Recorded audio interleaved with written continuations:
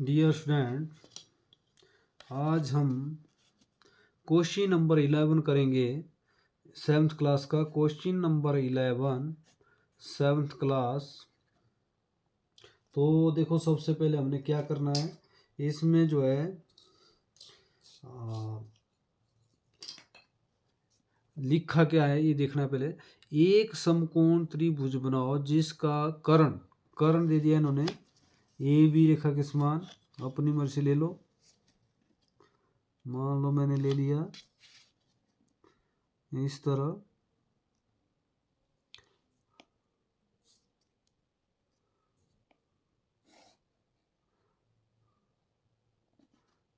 इसका नाम छोटे शब्दों में ए बी, और उसके बाद दे दिया इन्होंने समकोण तक ऊंचाई दे दी है इन्होंने। ऊंचाई भी ले लो आप, अपनी मर्जी से लेनी है, थोड़ी छोटा लेना है इसको। एच आपके पास दे दी है। अब आपने क्या करना है, अब आपका काम शुरू हुआ। समकोण त्रिभुज बोला है तो ए बी के बराबरी आपने दोबारा लाइन लेनी है। मान लो 5.5 लिखी है मैंने, ली है, तो मैं 5.5 ले रहा हूँ। मान लो ये ले ली।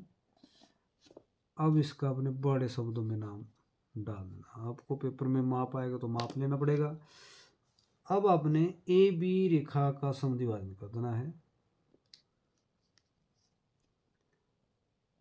ऐसे आधे से ज़्यादा प्रकार खोलो।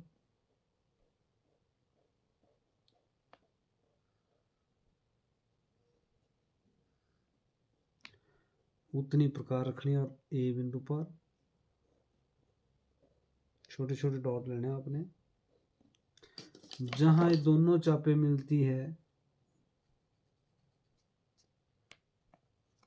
अब आपने स्केल की सहायता से इसको मिला देना है और इधर सेट स्केल देखना है 90 डिग्री का एंगल बना कि नहीं बना। मेरा जो है ठीक 90 डिग्री एंगल आपने ऊपर की ओर बढ़ा देना है।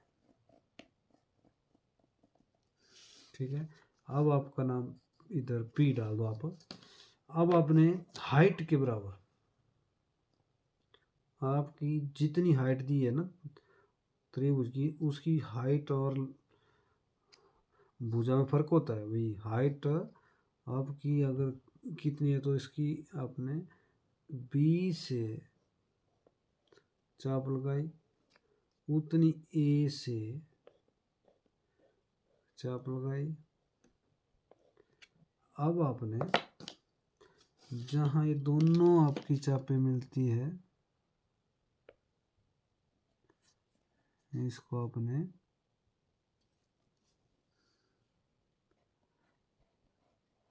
छतों को मिला देना है, आपने आगे बढ़ा देना है। इसका नाम मान लो सी डाल दिया, इसका मान लो आर डाल दिया, जो भी आप डालना चाहते हो। अब आपने पी से ए तक प्रकार खोलनी है और ये आपकी बी तक पहुंचेगी। देखो इस तरह,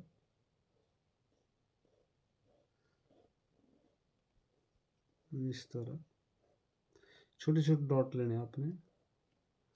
और जहां भी ये आपकी कट गई, देखो ये आपकी समानांतर लाइन, इसको आपने मान लो, इसको सी बिंदु मानो, इसको मान लो आप डी, है ना। आंसर जो है ज़्यादातर सी होता है आपका। अब आपने जहाँ ये दोनों आपकी लाइनें मिली, वृत्त वाली और ये समानांतर लाइन, इसको आपने बी के साथ मिला देना है, डार्क, और सी के साथ मिलाना, सॉरी सी के साथ, और ए को सी के साथ। अब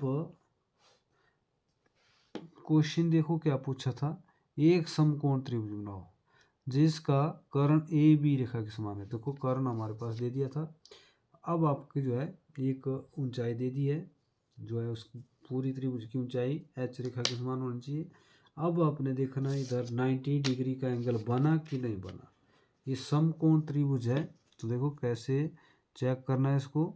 इधर देखो बिल्कुल आपकी समकोण त्रिभुज बन रही है। देखो इस तरह आपने क्वेश्चन करना है, बिल्कुल आसान क्वेश्चन है।